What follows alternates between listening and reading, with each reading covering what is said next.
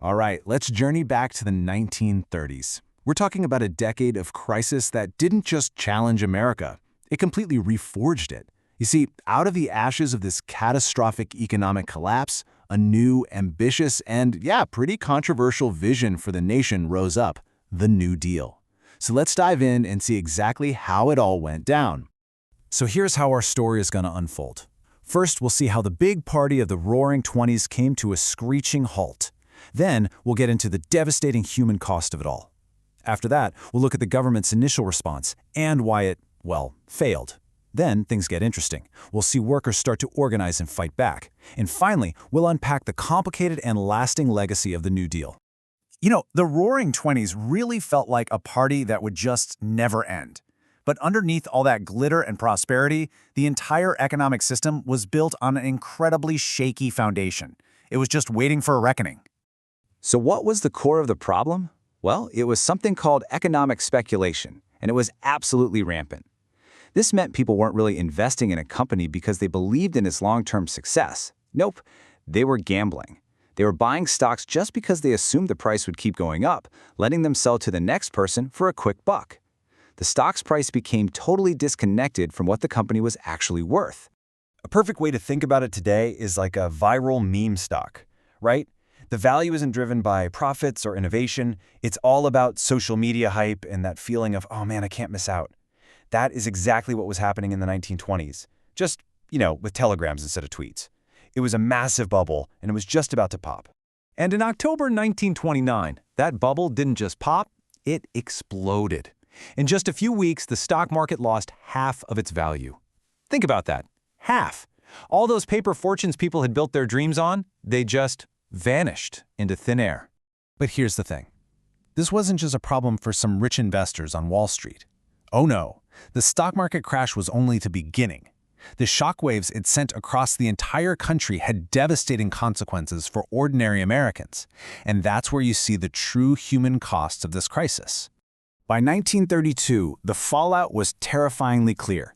The national unemployment rate hit an almost unimaginable 25%. Let that sink in. 1 out of every 4 people who wanted a job simply could not find one. This wasn't just a recession, it was a society coming apart at the seams. And this just created a devastating chain reaction. So you have massive unemployment, which leads to mass evictions because people can't pay their rent or mortgages. All that pressure causes banks to fail. And when the banks go down, families lose their entire life savings. Overnight. And of course, with no one buying anything, factories shut down, which just creates even more unemployment. It was a vicious downward spiral. And as if the economic disaster wasn't enough, nature delivered a second, absolutely crushing blow.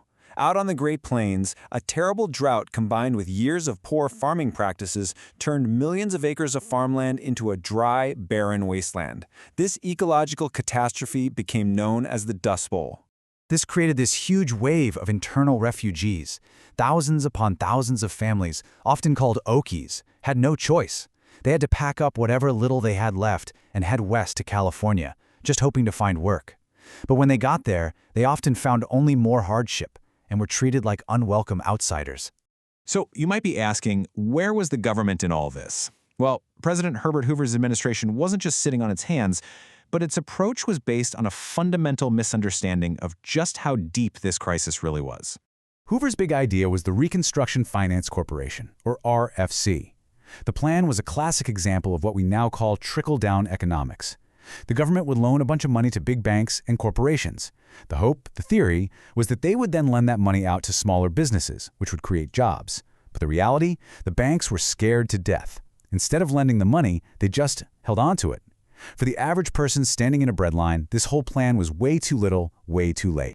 So the failure of that old approach and the election of Franklin D. Roosevelt in 1932 marked a major turning point. Because amidst all this chaos, a new and powerful force was starting to emerge in American life: organized labor. A key piece of New Deal legislation was the Wagner Act of 1935, and this thing was monumental. It was basically labor's Bill of Rights. For the first time ever, the federal government officially protected the right of workers to form unions and to bargain collectively for better wages and working conditions. This single law fundamentally shifted the balance of power in the American workplace. And the ultimate test of these new rights? It came with the General Motors sit-down strike. Instead of picketing outside, workers took over the factory floor in Flint, Michigan, and just sat down, refusing to leave.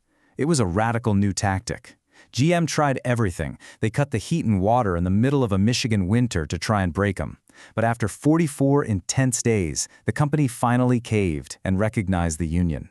It was this stunning victory that really announced the arrival of a powerful new labor movement. All of these efforts were part of Roosevelt's New Deal, a whirlwind of programs and laws aimed at fighting the Depression. Its long-term legacy is pretty complex, but one thing is for sure, it changed the role of government in America forever.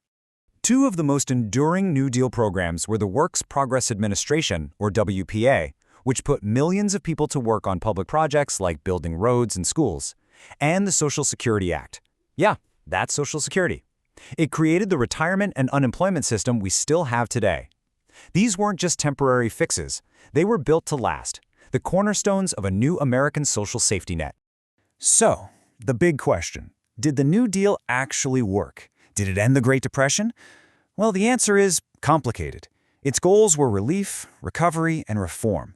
And while it didn't single-handedly end the Depression, it was really the massive economic mobilization for World War II that did that. It did provide essential relief to millions. And maybe more importantly, it established this new principle that the federal government has a direct responsibility to protect its citizens from economic catastrophe. And that leaves us with one final thought.